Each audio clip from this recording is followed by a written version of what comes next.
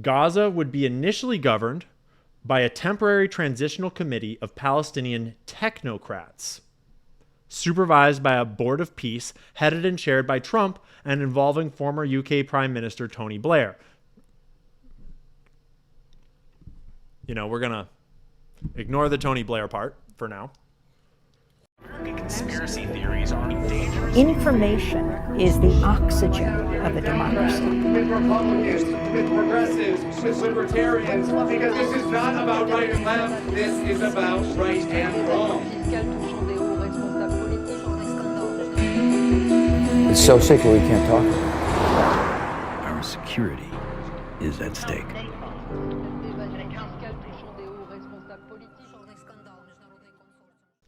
So there's a whole bunch of reporting on this new peace deal that was struck in Gaza. And though I love being sassy, I want to be clear for a second and not just sassy. I'm stoked. I'm very stoked. Less death, less women and children and innocent civilians dying is good. I think we all are waiting to see if Israel honors the ceasefire and honors this peace deal. I think we're all a little suspicious that Benjamin Netanyahu's very far-right government has no intention of giving up their goal of the greater Israel. But for now, things are looking promising. And it's promising with a serious asterisk that I think we're all just going to have to make up our own minds about whether the trade-off is worth it. Because so often it seems like the people that actually control the world, not conspiratorial like Illuminati, but actually like the banks, it seems like so often they get their way by making it the only way.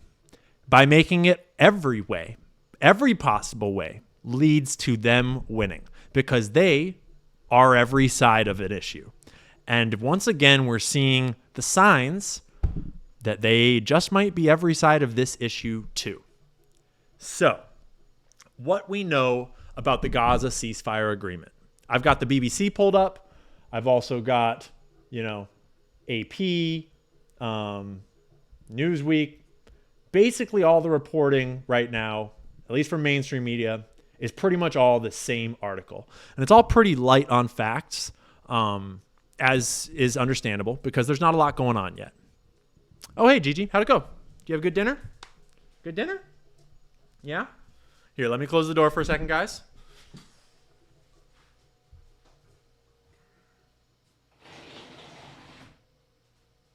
Good girl. You want to lie down? Get in your spot, Gigi, right now! She looked at me like, oh, no.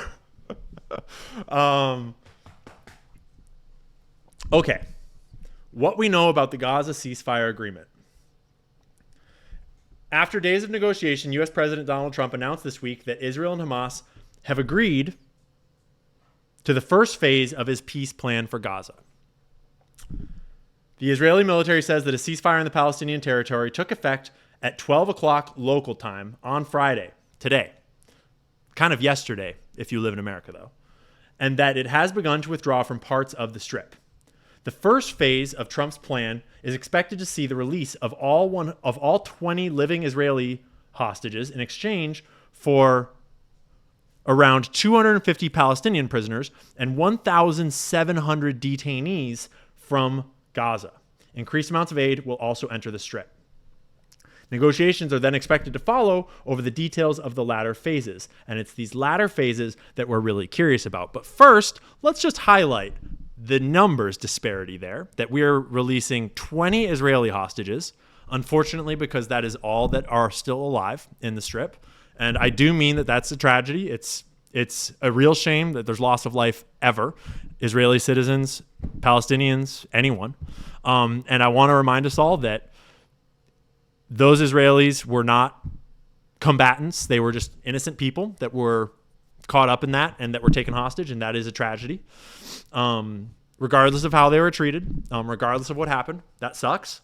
And in the same way, almost in, well, not the same way, but in a similar way, all of these Palestinian prisoners and detainees, also tragic. And we should point out that since before October 7th, Israel has had hundreds and hundreds and hundreds of Palestinians that were just taken from their homes, often in the middle of the night, usually with no trial and no due process, and just locked away in a cell to rot.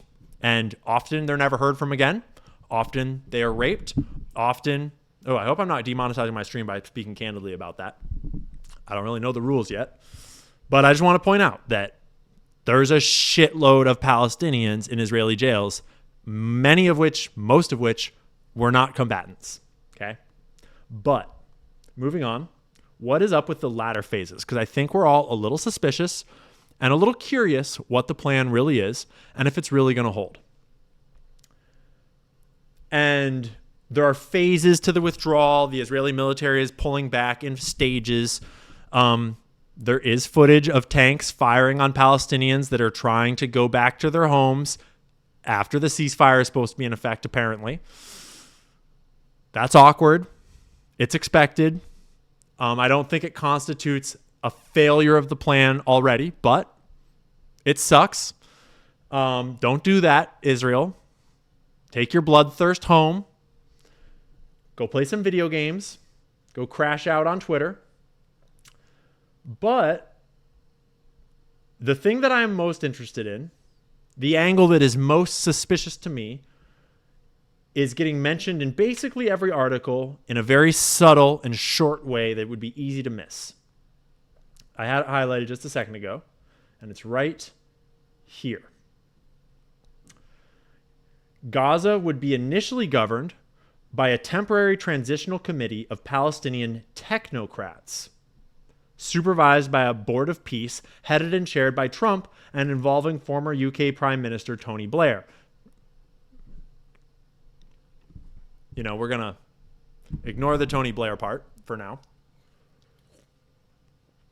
Because what the fuck is a Palestinian technocrat? Right? What does that mean? Well, if you didn't know, okay, so that's still reporting about the ceasefire.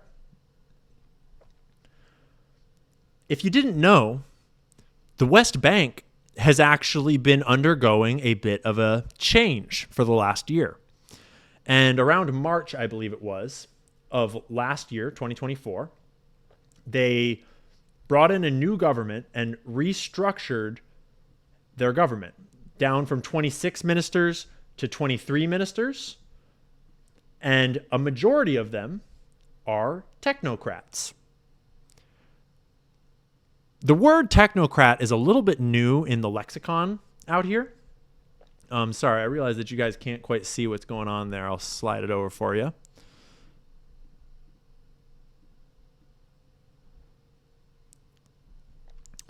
But we know what like a Peter Thiel technocrat is, but I've never really heard of a Palestinian technocrat before this last year of changes. And I still need to do a lot more research into it because it's very complex.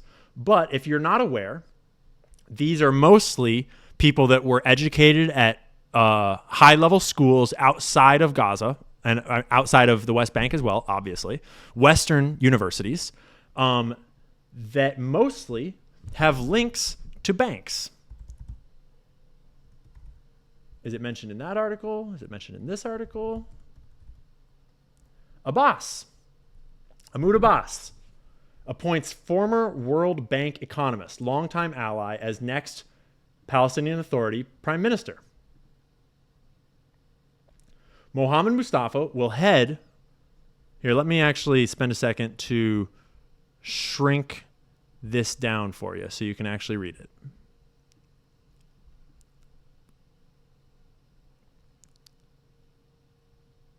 Okay. Mohammed Mustafa will head technocratic government that could potentially administer Gaza after Hamas is removed from power, but some doubt he will create meaningful change. This article is from 14th of March, 2024. And they're already saying that could potentially administer Gaza after Hamas is removed from power. Almost as if this was a plan. Almost as if we're just taking our sweet time, doing a genocide, and then waiting for phase 2. Mustafa was born in the West Bank, earned a doctorate in business administration and economics from George Washington University. He has held senior positions at the World Bank and previously served as deputy prime minister and economy minister. He is currently the chairman of the Palestine Investment Fund. So, we've got the bankers moving into positions of authority in the West Bank last year, and now apparently they're going to take over Gaza this year. And suddenly Jared Kushner's talk of all the real estate deals that are going to get made start to make a whole lot of sense. That would be enough to collapse the current paradigm and change the whole planet.